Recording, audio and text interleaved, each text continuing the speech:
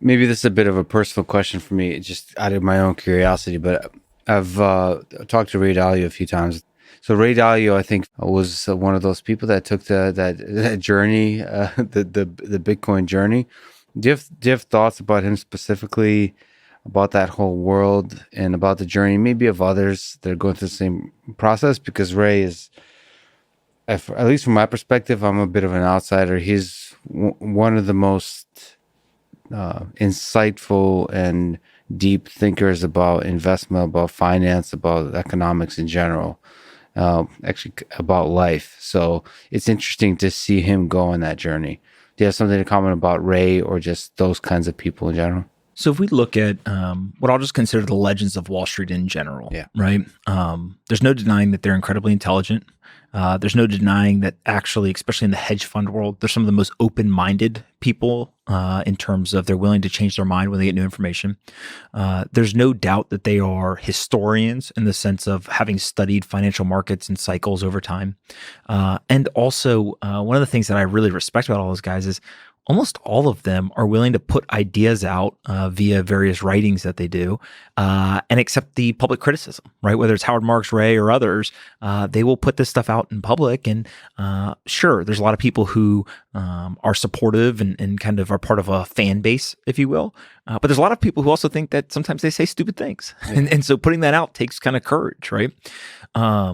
I think Ray's actually the most fascinating, though, out of all of these kind of legends of Wall Street, in that he understands debt cycles, he understands currencies. He, for a while now, has been all over and famously said, cash is trash, investable assets, right? He kind of like just knew all of it. And for a long time, Bitcoiners have said, Ray, you understand the Bitcoin argument, you're just missing the last part, which is Bitcoin's the solution, right? And so he was gold and some other ideas, but I think that he's a perfect example of when you are part of the establishment, people view you in a very static way as the leader of a part of establishment.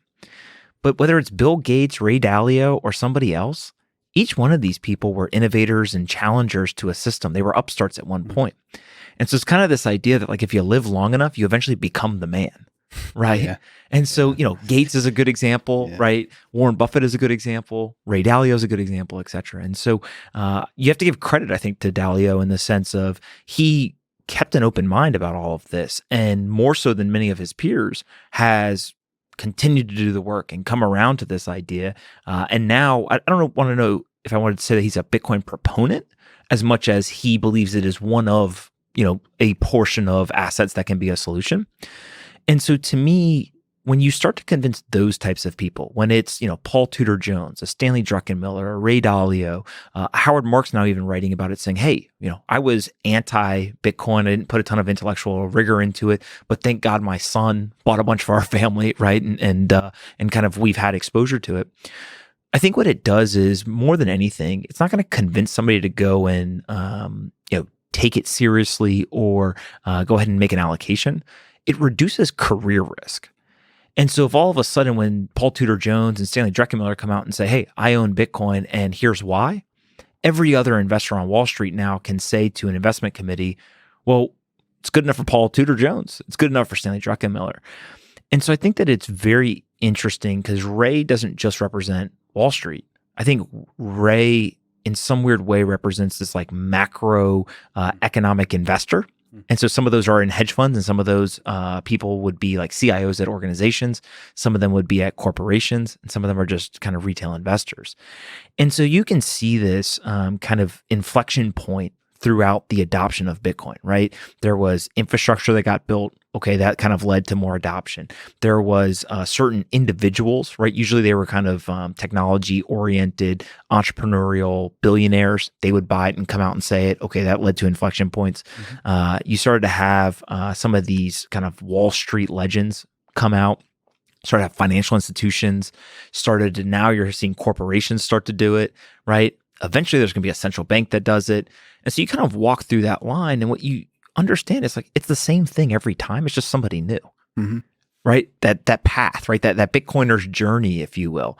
And I think that is almost the beauty of it is if you short circuit the journey, it's almost like somebody doesn't appreciate it. Mhm. right? If you take, let's say, somebody who's a young kid and you just give them a bunch of money and they didn't have to work hard for it, they don't really appreciate it.